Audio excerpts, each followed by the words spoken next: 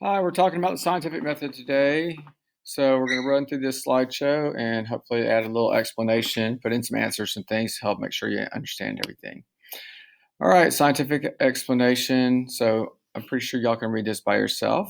So it's talking about what science is really about and how we get real evidence for things, and that we do experiments that are testable and reproducible, and that you can measure the results for, and that other people could reproduce the same results that you had. And if you have an experiment that can't be reproduced, then it's possibly not valid, probably not valid.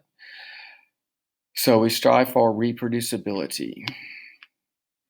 All right, so we use this scientific method, and it's used to study the natural world, and it's an organized procedure that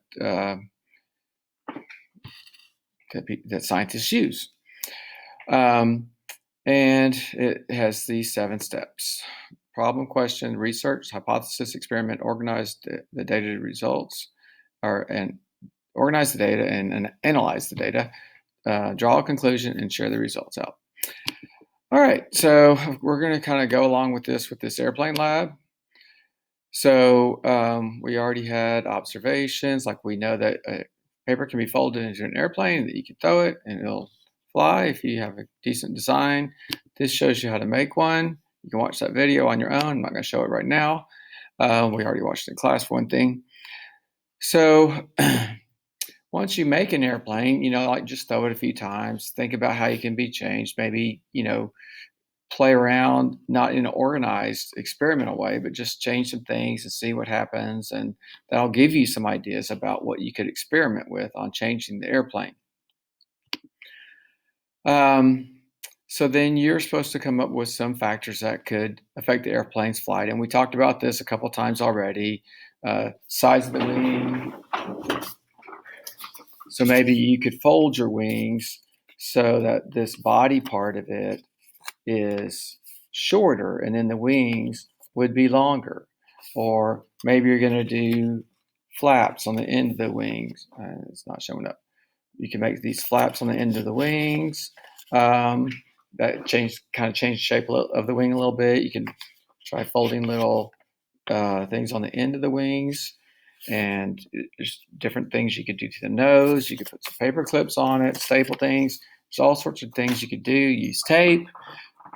Totally different design. So there's lots of things you could choose to experiment. But the thing is, you're going to have to only pick one thing at a time to change.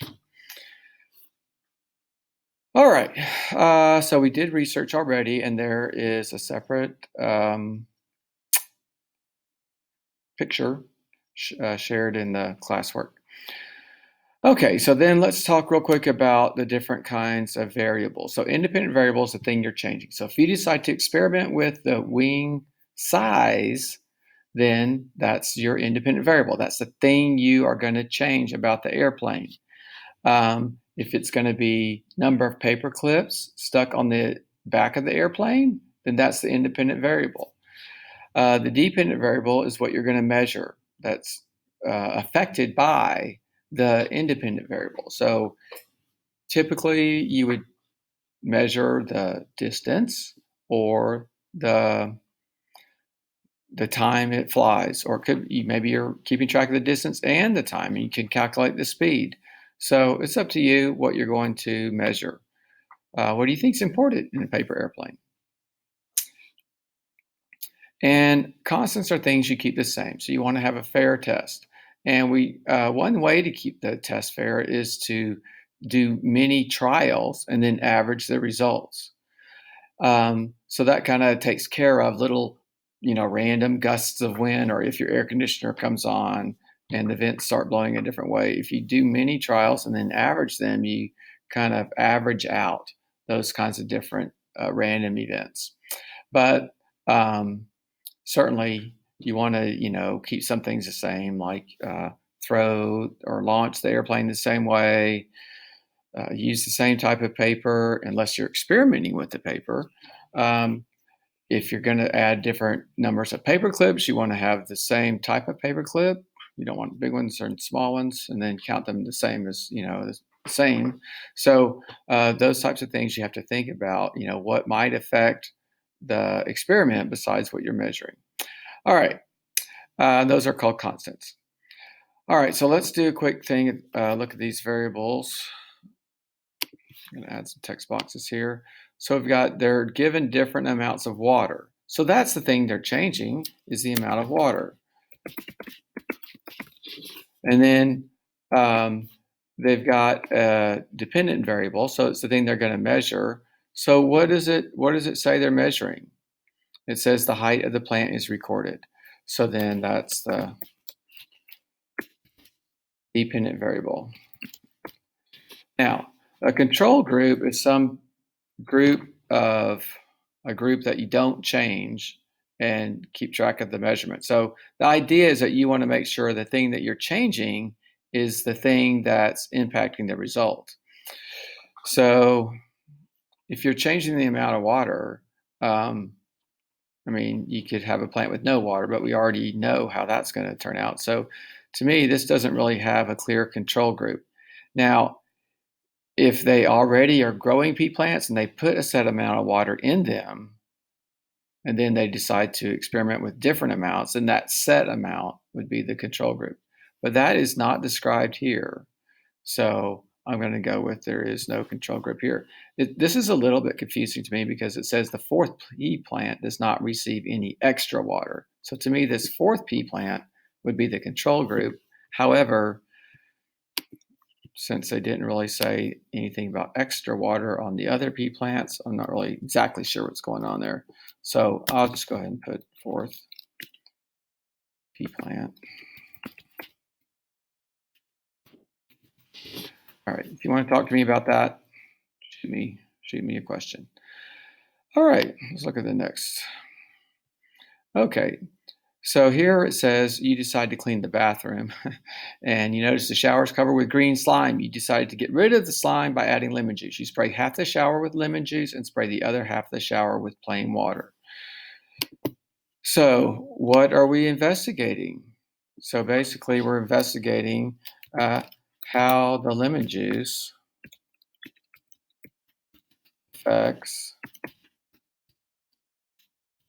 green slime in the shower.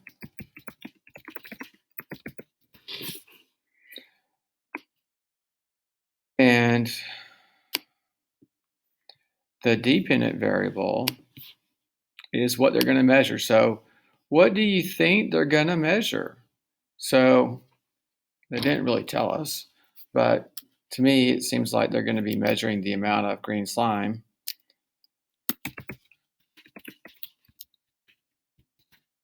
So they'll somehow measure like the percent of the shower that has slime on it, or maybe if their slime's really thick, they could measure how tall the slime is.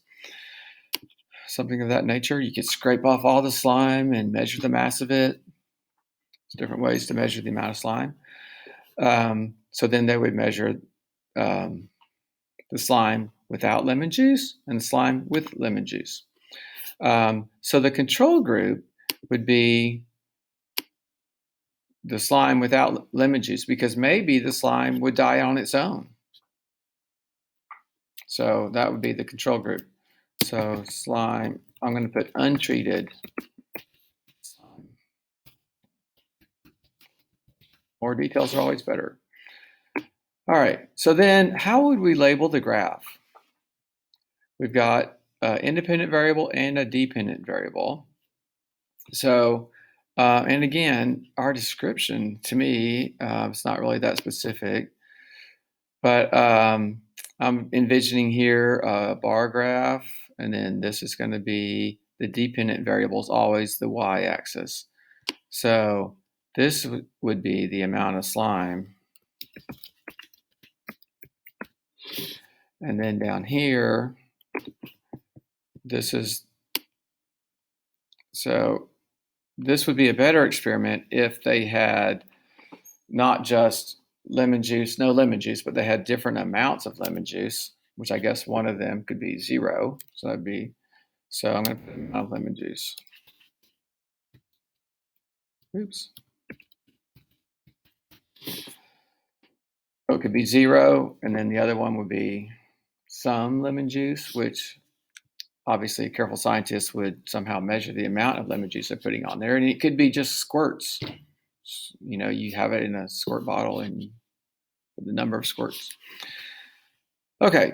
Or it could be the concentration of lemon juice. You put lemon juice in, like, just straight from the lemon juice bottle at the store, and then maybe the other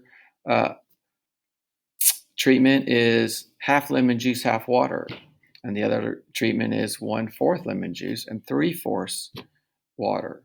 So then you have different concentrations of lemon juice. But we have a pretty skimpy description, so I'm not really sure. But no matter what you're exactly changing about the lemon juice, that's your independent variable, and it's going to be down here on the x-axis. All right, so here we've got redwood trees are kept at different humidity levels in a greenhouse for 12 weeks. A fourth tree is left outside to normal conditions. Height of the trees are measured each week. I like this one because it gives me lots of details that I can know the answers without having to infer. All right, independent variable, they're changing the humidity levels. It says right there, kept at different humidity levels. All right, and our dependent variable is what they're measuring. And it says very clearly here, the height of the trees is measured.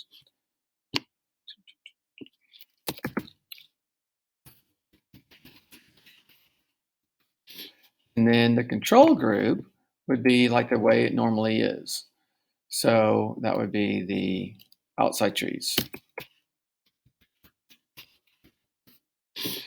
All right, so the y-axis is the dependent variable, and the x-axis is the independent variable. So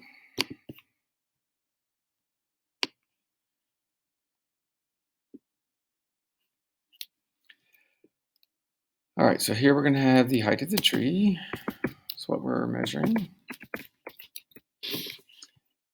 And here we're going to have the thing we're changing, which is humidity levels.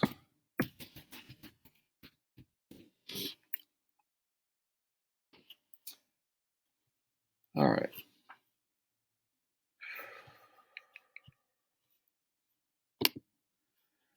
Okay, next up, a controlled experiment compares the results of a control group with the results from one or more experimental results. So the control group doesn't receive the treatment. I kind of talked about this on the earlier slides. It seems like this maybe should have gone before, but whatever. Experimental group receives the independent variable. So why is a control needed? It's needed to make sure that the independent variable is causing the dependent variable to change.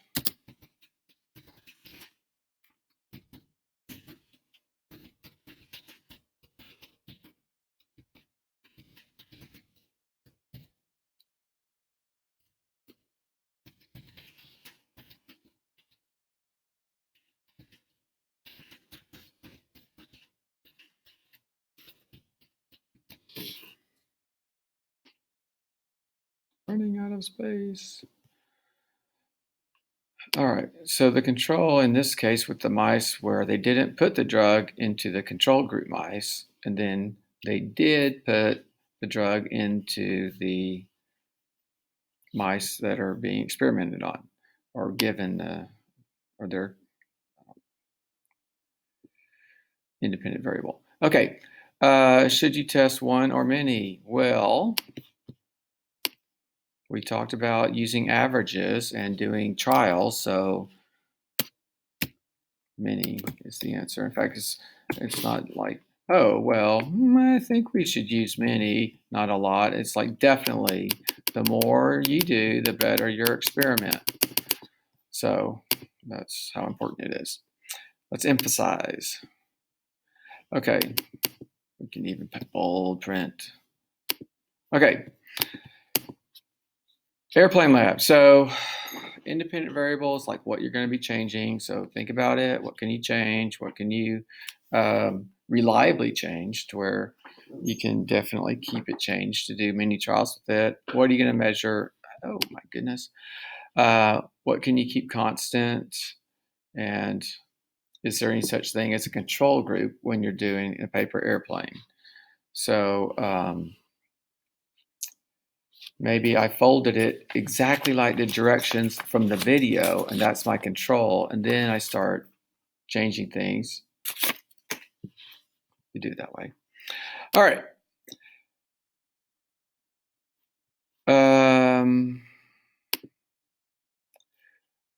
Developing a hypothesis. So you're going to want to think about what you know about airplanes and paper airplanes. And, you did some basic observations to start with. So what does that lead you to believe about your hypothesis? So if you're changing flaps on the ends of the wings, what do you think is going to be the result of that? Maybe you're changing the size of the flap. Like maybe I fold it to where it's just a little flap here, and I would want to keep the angle of the flap constant. That would be something I want to definitely keep constant. But then I change the size. So I fold it to where it's a really big flap, and then I fold it to where it's like a medium flap, and I fold it to where it's a small flap. So that's just one idea. But if you're doing the wing size, keep everything else about the plane the same. Same kind of paper. Obviously, you're throwing them in the same room. That would be a constant for all the different things you change about the airplane. Okay, the material. So that's just listing the things you're going to use. Are you using a meter stick? Are you using a tape measure, ruler, laser measurement thing? Are you going to use a timer? Is it a stopwatch? Is it a timer in your phone? A stopwatch in your phone? Is it on your wrist stopwatch? List the materials you're going to use. If it's in your house, I guess you could, put the living room. That could be your material. That's an important part of your experiment because you don't want to throw some of the airplanes outside in the backyard, which would be a material, or, and then some of them inside. You want to be consistent. So experimental setup, that's going to be, drawing pictures, showing what you are doing. And experiment. So this says a labeled sketch of your control and 3 experimental airplanes. Okay, so then this is laying out some guidelines to the actual schoolwork part of the experiment. You're going to have 3 different airplanes. So if you're doing wing length, you need 3 different lengths of wings. If you're doing number of paper clips, you have to have 3 different, maybe 0, 1, and 2. So that's 3 different setups. So that's what you're going to need. And of course, you can always do extra. You could have 5 different wing lengths or 5 different weights or, whatever. So then your experiment. And you must have a set of procedures. So you're going to have to write out exactly what you're doing. You're going to need numbered steps. You're going to use your own words. You're not copying it from the internet. You're going to use complete sentences of what you do. It's going to be detailed enough so someone else could look at your sentences and your numbered steps they could do the exact experiment that you did and then see if their results match yours. And then the multiple trials. So we talked about that already, but if you have questions, let me know. All right. Gathered through observations or tools in an investigation, everything must be recorded. So you need to make a data table, and we've given you one here. You can use this one. It's in the slideshow, so you can copy and paste it. Slideshow's in the classwork. It's also in the digital notebook, in the lab report. All right, so here, let's say you're doing wing length. So you'd have 2, maybe you've got 5-centimeter wings, and you're going to test it at least 3 times. So if you want to have more trials or more different setups, then you're going to have to make your own data table because this is the one we gave you. If you're having trouble with that, let me know. You can talk to me during the class Google Meet. All right, so then after you get all your data and you get your averages, you're only going to graph the average. So typically, if we're doing 3 trials, trial 1, trial 2, trial 3, and here's your average. So this is what you're going to graph. Whatever, so you add these together, you divide by 3, you get an average, and this is the thing you're going to graph. Here, I'm going to put my text box up here.